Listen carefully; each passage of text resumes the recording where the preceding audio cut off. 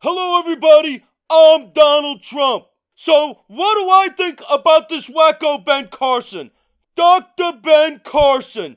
You know, the only thing this guy could actually cure is insomnia because he's boring.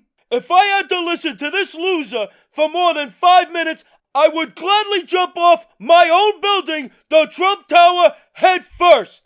I'll tell you, this guy is less entertaining than watching my toenails grow, and only a little less boring than being in a coma.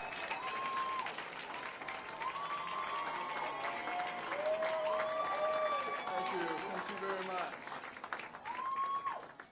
And thank you for your courage to be here, because in the society that we live in today, it takes a lot of courage to say that you're supporting President Trump.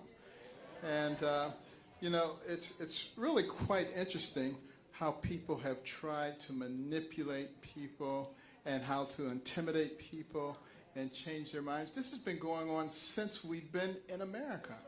You go back to the days of slavery, and in a lot of the states there were more slaves than there were owners. So what did they do? They had to divide the slaves. So they told the ones in the house, you're better than the ones in the yard.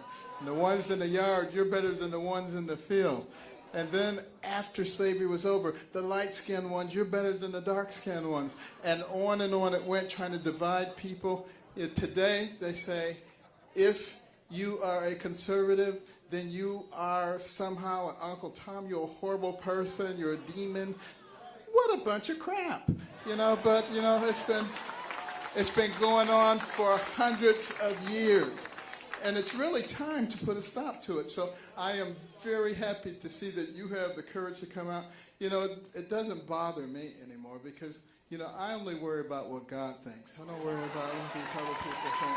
But they think patting somebody on the head and saying, there, you poor little thing, I'm going to take care of all your needs, the criteria that one should use when utilizing that brain.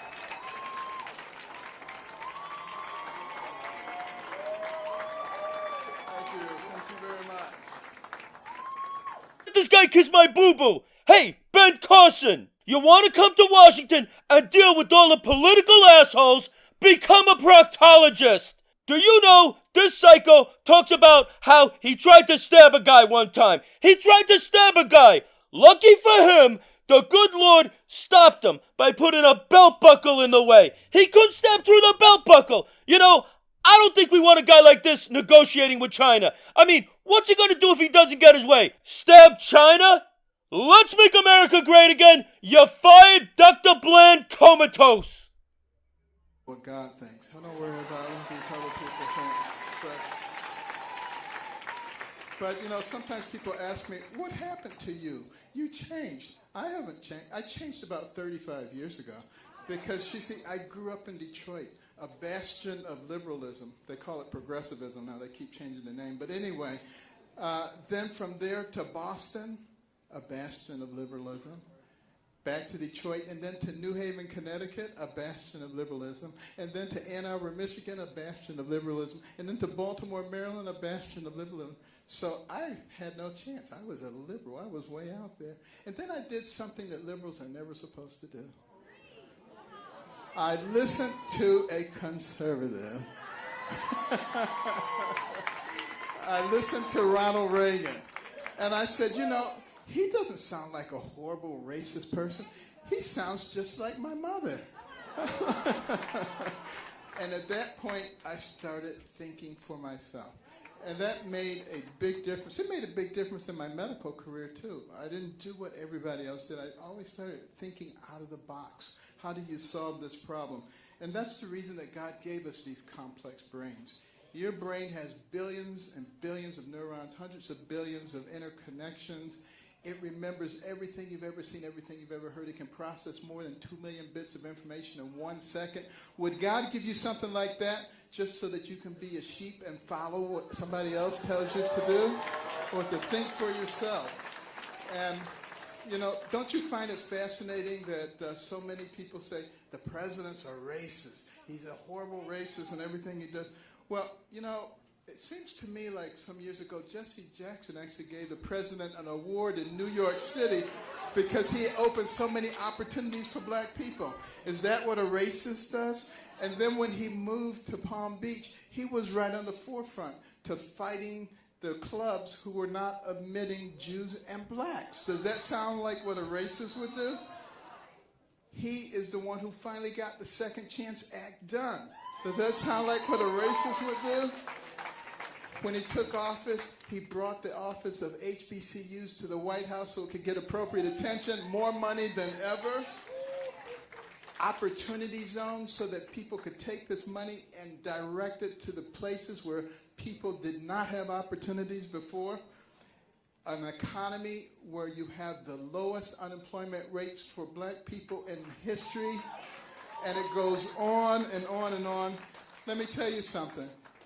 If he's a racist, he's an awfully bad one. He needs to go get a lesson from the real racists.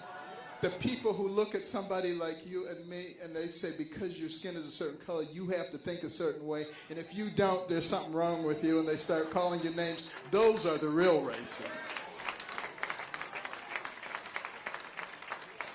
But you know, the president believes that a rising tide lifts all boats. He doesn't believe in identity politics, and that's why he's doing things that work for everybody. And we should be happy about that. And the media, they like to pick on him, any little thing. You know, he's not perfect. I'm not perfect. You're not perfect. The only one who ever was perfect was Jesus, and they crucified him. So, you know, think about this. And we need to just look at the big picture, think about all the incredible things that are happening, think for ourselves, and be missionaries. Go out and talk to your family, talk to your friends, help them to realize, because see, if all they're doing is looking at certain media, they don't even know about these things that we just talked about that he has done. And so they can perpetrate this horrible image of him being a bad person. It is absolutely not true. I work with him all the time. He's a wonderful person. He's become a good friend.